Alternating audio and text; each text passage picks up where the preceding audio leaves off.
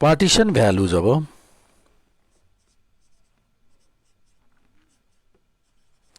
Partition value चाहिँ यसलाई हामीले फ्र्याक्टाइल्स पनि भन्छौं के भन्छौं फ्र्याक्टाइल्स पार्टिसन भ्यालु अथवा फ्र्याक्टाइल्स यो यहाँबाट एक्जाम्पल म दिन्छु ल ध्यान दिएर सुन त यो कन्सेप्ट धेरै इम्पोर्टेन्ट छ एक्जाम्पल दिइरा छु जस्तै यहाँ भ्यालु छ x को भ्यालु केजी मा छ ल केजी मा छ डाटा वेट लिइरा छौं हामी कुनै वस्तुको वेट लिइरा छौं ल वेट लिइरा छु रेकर्ड गर्दा 25 KG 24 KG 23 KG 25 KG 26 KG 25 KG 24 KG 22 KG यसरी डाटा रेकर्ड गरेको छौं हामीले एकछिनै यो अर्डरमा भएन त अर्डरमा लिउँ डाटा है अर्डरिङमा 25 KG 28 KG 30 KG 32 KG 32 KG again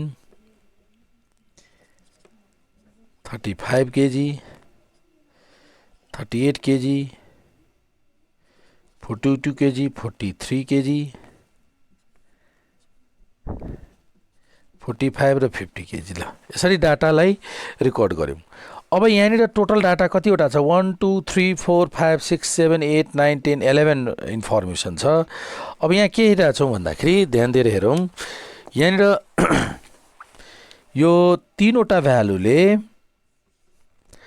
total डाटालाई 1 पार्ट 2 पार्ट 3 पार्ट 4 इक्वल पार्टमा डिभाइड गरिरहेको छ भने यहाँनिर 30 भ्यालु 30 केजी 35 केजी र 43 केजी लाई हामीले के भन्छौं पार्टिसन भ्यालु भन्छौं पार्टिसन भ्यालु किनभने partition value here 30 KG 35 KG 43 KG divide the total set of observations into कति part 1 2 3 4 4 equal parts so these values are so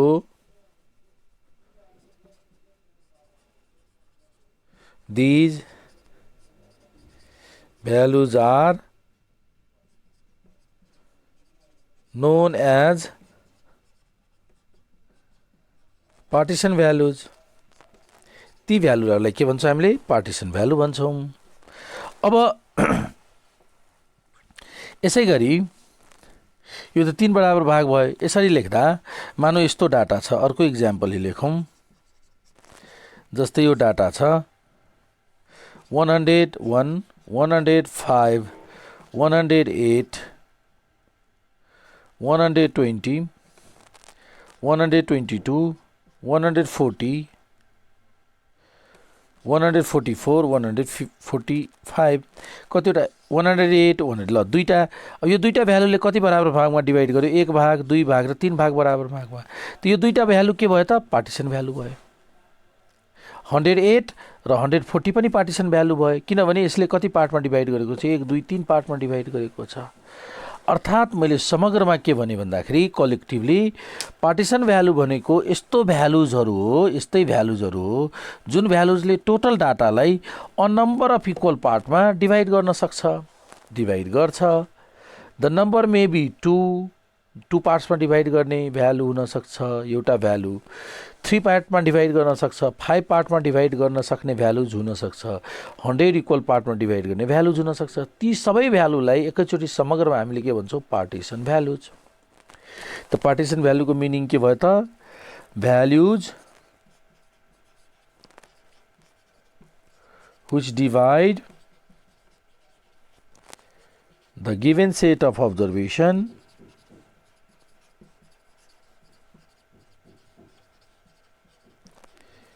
observations into a number of equal parts which divide values which divide the given set of observation into a number of equal parts are known as partition values or fractals.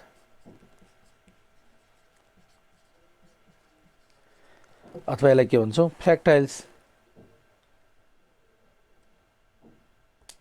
है त।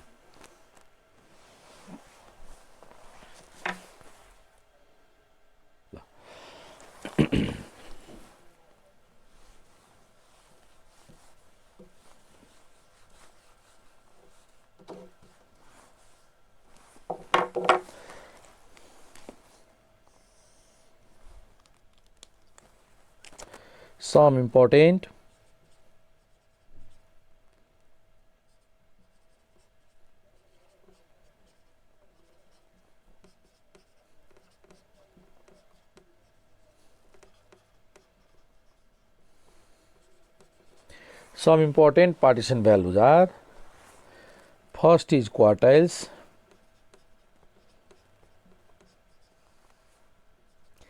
second number deciles,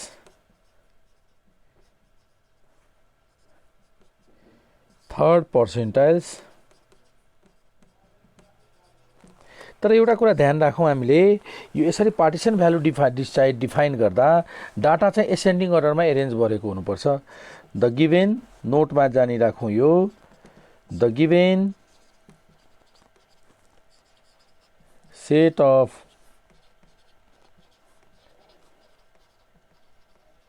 observations are arranged in ascending order only।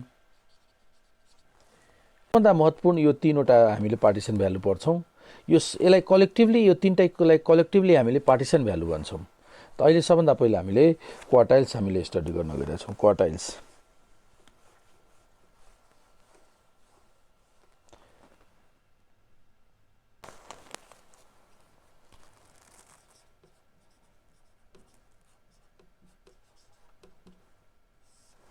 Quartiles भनेको specially कस्तो value हो, 4 बराबर भागमा बाड्ने तीनवटा भ्यालुलाई quartiles भन्छौं। कति values? 3 values, जसले कति पार्टमा डिभाइड गर्छ? 4 इक्वल पार्ट्समा डिभाइड गर्छ। यो तीनवटा भ्यालुलाई हामीले के भन्छौं? Quartiles. 3 values which divide total set of observation into, है त, 3 भ्यालुज व्हिच डिभाइड, बुझ्न सक्छौं हामीले, तीनवटा भ्यालु जसले 4 वटा पार्टमा डिभाइड गर्छ, यसलाई के भनिन्छ? क्वार्टाइल्स। र the 3 quartiles are the 3 quartiles. ती तीनटा क्वार्टाइल कुन कुन त? एउटा लोअर क्वार्टाइल,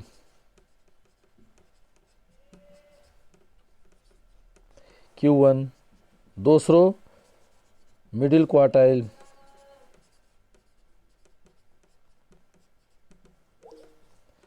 Q2, तेस्रो छ अपर क्वार्टाइल, Q3, अपर क्वार्टाइल Q3 है। ल अब यसपछि यो लोअर क्वार्टाइल, जस्तै यहाँनिर यो एक्जाम्पल हेरौं त। यहाँनिर यो एक्जाम्पलमा तीनवटा भ्यालुले कति पार्टमा डिभाइड गरेको छ? यो तीनवटा भ्यालु छ नि, एउटा भ्यालु यो 1 पार्ट,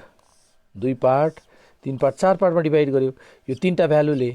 त कुन कुन? त्यसो भए यहाँनिर यो एक्जाम्पलमा यो भयो फर्स्ट क्वार्टाइल, Q1 भयो 30 केजी, Q2 चाहिँ 35 केजी एन्ड Q3 43 केजी। यो तीनवटा क्वार्टाइल भयो, बुझ्यो? त यसरी हामीले यो डिफाइन गर्छौं। यो तीनटा भ्यालु, यो तीनटा भ्यालुले 4 पार्टमा डिभाइड गर्यो, त क्वार्टाइल भयो, है त। अब यो क्वार्टाइल चाहिँ के हुँदो रहेछ भन्दाखेरि मानौ यो टोटल डाटा 100% छ भने यो टोटल डाटा 100% छ भने यो क्वार्टाइल कति पर्सेन्ट यता 25% डाटा यो बिचमा पनि 25% यो बिचमा पनि 25% र यहाँ पनि 25% भनेपछि 25% को एउटा पार्टमा 25% स्मलेस्ट भ्यालुको सबभन्दा ठुलो भ्यालु Q1 हो यहाँदेखि यहाँसम्म 50% वा 50% को सबभन्दा ठुलो भ्यालु Q2 हो 75% 25 प्लस 25 प्लस 25 टोटल 75% को सबभन्दा ठुलो भ्यालु 43 हो भन्न सकिन्छ है त यसरी तीनवटा क्वार्टाइल हामीले डिफाइन गर्यौं बुझ्यौ त एक्जाम्पल सहित क्वार्टाइल पछि अब छ decyl decyl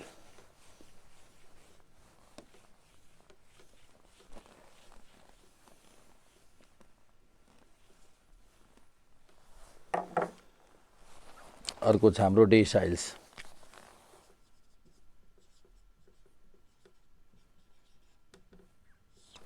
deciles total डाटालाई 10 equal पार्टमा डिभाइड गर्छ कतिवटा value 9 values 10 equal parts 9 value 10 equal parts अब जस्तै यो डाटा सपोज गरौँ यो लाइनलाई मैले डाटा सम्झेर यसरी एरेन्ज गरिरहेको छु एसेन्डिङ अर्डरमा एरेन्ज गरिरहेको छौं र यहाँनिरको जुन भ्यालु आउँछ नि त्यो D1 यो भन्दा यताको भ्यालु D2 यो भन्दा यताको भ्यालु D3 यसैगरी कतिवटा डेसाइल हुने भयो त 9 वटा जसले टोटल डाटालाई 10 इक्वल पार्टमा डिभाइड गर्छ त टोटल डेसाइल अरु कतिवटा यसलाई भन्छ फर्स्ट डेसाइल भन्दा तल कति पर्सेन्ट डाटा छ 10% फर्स्ट डेसाइल र सेकेन्ड डेसाइलको बिचमा पनि 10% अब्जर्भेसन यसरी 10 अब्जर्भेसनको पार्ट चाहिँ प्रत्येक पार्ट 10% हुँदा 10 वटा पार्ट गर्दा 100% हुन्छ र यसरी डिभाइड गरिएको हुन्छ है त अब हेरौं यहाँ यो D1 को भ्यालु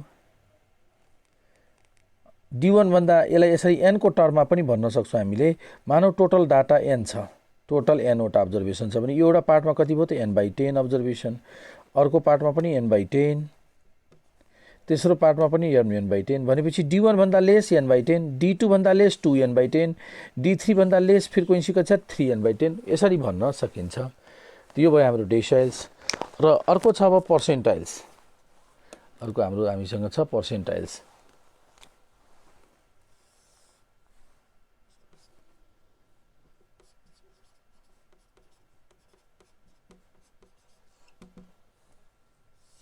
पर्सेन्टाइल्स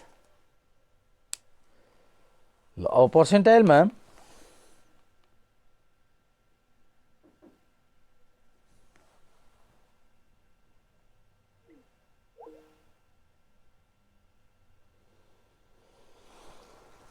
कतिवटा भ्यालु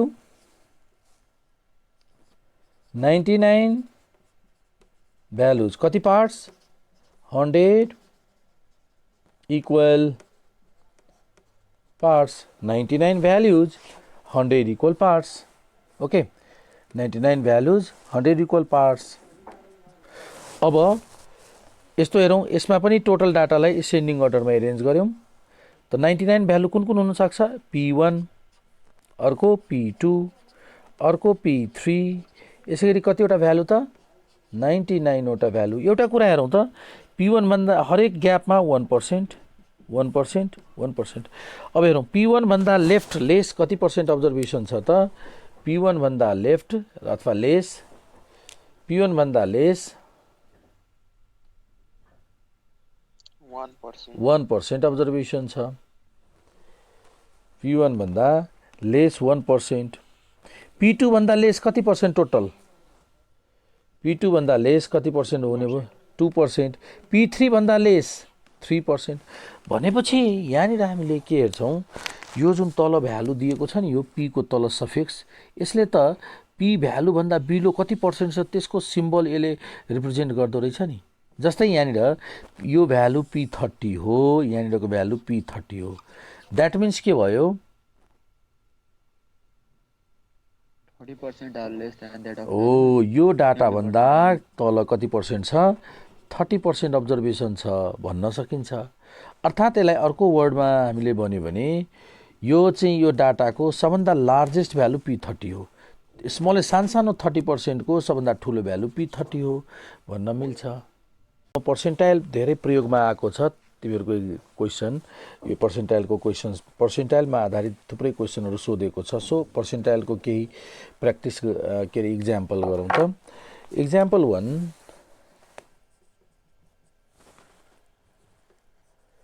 इक्जाम्पल 1 जस्तै हामीलाई यसरी सोधेको चाहिँ के छ भन्दाखेरि इक्जाम्पल 1 मा सपोज गरौँ if example 1 if 60% of the students pass this test ल भनेपछि पास मार्क कति पास मार्कको इस्टिमेट गरौँ त कति हुन्छ पर्सेन्टाइलको टर्ममा भन्नुपर्ने छ पर्सेन्टाइलको टर्ममा हामीले भन्नु छ पास मार्क कति पर्सेन्टाइलको टर्ममा भन्नु छ पास मार्क कति हुन्छ भन्ने कुरो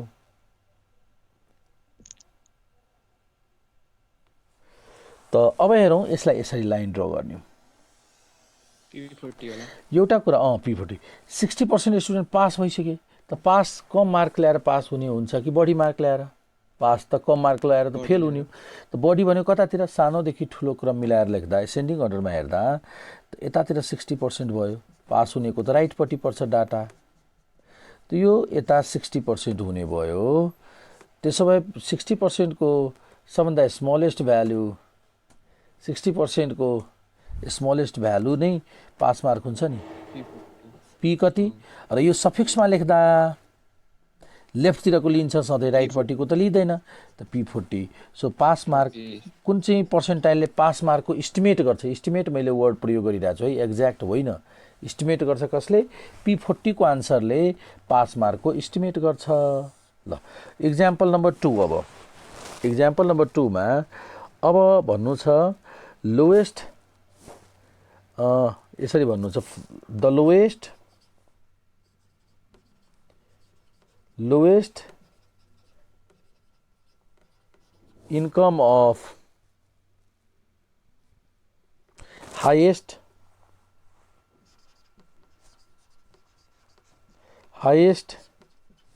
10% earners ल P90 यसको चाहिँ हामीले इस्टिमेट गर्नु छ त P90 हाईएस्ट 10% हो P90 हो किन भन्दाखेरि हाईएस्ट 90% भन्दाखेरि ठुल धेरै धनीहरू भए हाईएस्ट 90% अर्नर भनेको हाईएस्ट 10% अर्नर भनेको यतातिर 10% भयो राइटपट्टि हाईएस्ट अर्नरहरूको डाटा त्यतातिर हुन्छ र त्यसको चाहिँ पी सबभन्दा मिनिमम भनेको पी त P90 त P90 है त यसैगरी अर्को इक्जाम्पल तेस्रो इक्जाम्पल छ थर्ड इक्जाम्पल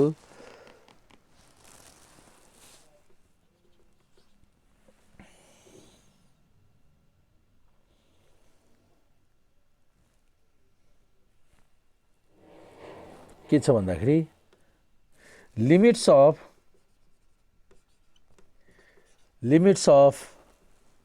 मिडिल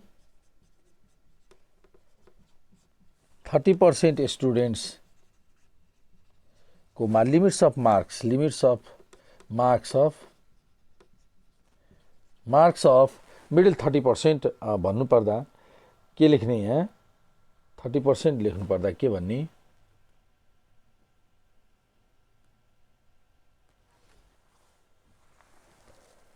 त मिडिल 30% लिमिट भनेको दुईवटा भ्यालु मिनिमम र म्याक्सिमम भ्यालु लोएस्ट र हाईएस्ट भ्यालु सो मैले मिडिल 30% यहाँदेखि यहाँसम्म लेखेँ 35 र पी ल अब यहाँ यो बीचमा 30% छ यता कति 30% हुँदा छेउ इन्डमा कति हुन्छ इन्डमा कति हुन्छ 35 35% यता र 35% यता टोटल त 100% भयो नि त यहाँ कति सफिक्समा लेख्ने त P35 P35 र यहाँ P 60 65 योभन्दा यता 65 त लिमिट्स आर कति भयो limits of the 30% are P35 and P65 यसरी हामीले डिसाइड गर्ने है त अब हामीले यही बेसिसमा हामीले पर्सेन्टाइलको आन्सर गर्न सक्छौं अब calculation of partition values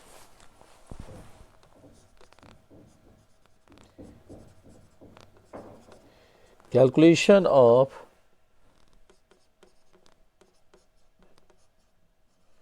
partition values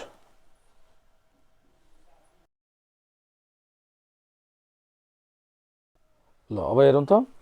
calculation of partition values सबभन्दा पहिला इन्डिभिजुअल सिरिजको लेखौं त हामीसँग इन्डिभिजुअल सिरिज छ त्यही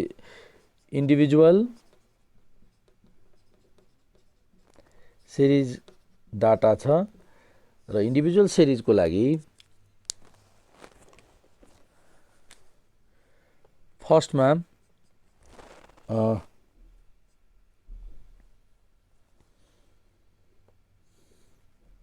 क्वार्टाइल्सको क्याल्कुलेसन गरौं क्वार्टाइल्सको फर्मुला छ QI लेखेँ मैले है त किनभने तीनवटा क्वार्टाइल छ Q1 Q2 र Q3 एकैचोटि एउटै फर्मुलामा मर्ज गरिदिएको मैले n+1 by 4th value I को भ्यालु 1 2 3 यसैगरी दोस्रो छ deciles DI I n+1 by 10th value र यहाँ I को भ्यालु 1 2 3 देखि लिएर 9 सम्म र तेस्रो छ पर्सेन्टाइल्स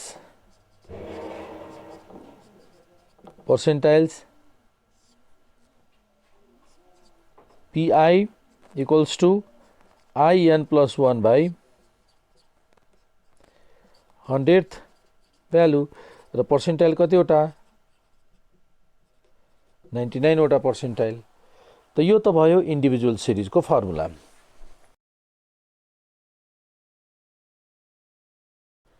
अब हेरौं डिस्क्रिट सिरिज यो त इन्डिभिजुअल सिरिजको फर्मुला अब हामीले लेख्न गइरहेका छौं डिस्क्रिट सिरिज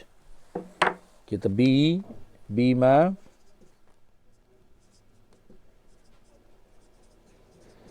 डिस्क्रिट सिरिज ल डिस्क्रिट सिरिजमा यति मात्र स्मल n को ठाउँमा हामीले क्यापिटल N को प्रयोग गर्दिन्छौं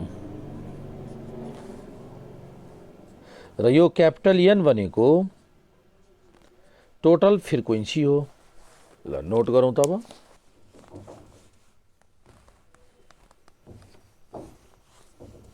नम्बर 3 हेरौं त कन्टिन्युअस सिरिज यदि हामीसँग छ भने कन्टिन्युअस सिरिजमा सबभन्दा पहिला क्वार्टाइल्सको फर्मुला लेखौं त क्वार्टाइल QI क्लास भनेको IN by 4th class and QI को value L plus IN by 4 minus CF upon F into H र यहाँ I को भ्यालु हामीले 1 2 3 तीनवटा भ्यालु रिप्लेस गर्न सक्छौं I को भ्यालु 1 ले रिप्लेस गर्यो भने फर्स्ट क्वार्टाइल को भ्यालु आउँछ I को भ्यालु 2 ले रिप्लेस गर्यो भने सेकेन्ड क्वार्टाइल भ्यालु आउँछ र 3 ले रिप्लेस गरियो भने थर्ड क्वार्टाइल को भ्यालु आउँछ यो क्वार्टाइल्स को फर्मुला भयो अब अर्को छ डेसाइल्स मा DI क्लास भनेको IN by 10th class DI भनेको L plus IN by 10 minus CF upon F into H र यहाँ I को भ्यालु 1 2 3 देखि कहाँसम्म 9 सम्म। त्यसपछि अब अर्को छ पर्सेन्टाइल्स। पर्सेन्टाइल भनेको PI IN by 100th class र PI equals to L plus IN upon 100 minus CF upon F into H र यहाँ I को भ्यालु 99 वटा भ्यालु हामीले क्याल्कुलेसन गर्न सक्छौं। ल त यो भयो हाम्रो यो क्वार्टाइल्सको लागि फर्मुला, यो डेसाइलको लागि फर्मुला र यो पर्सेन्टाइलको लागि फर्मुला। पर्सेन्टाइल्सको लागि फर्मुला छ।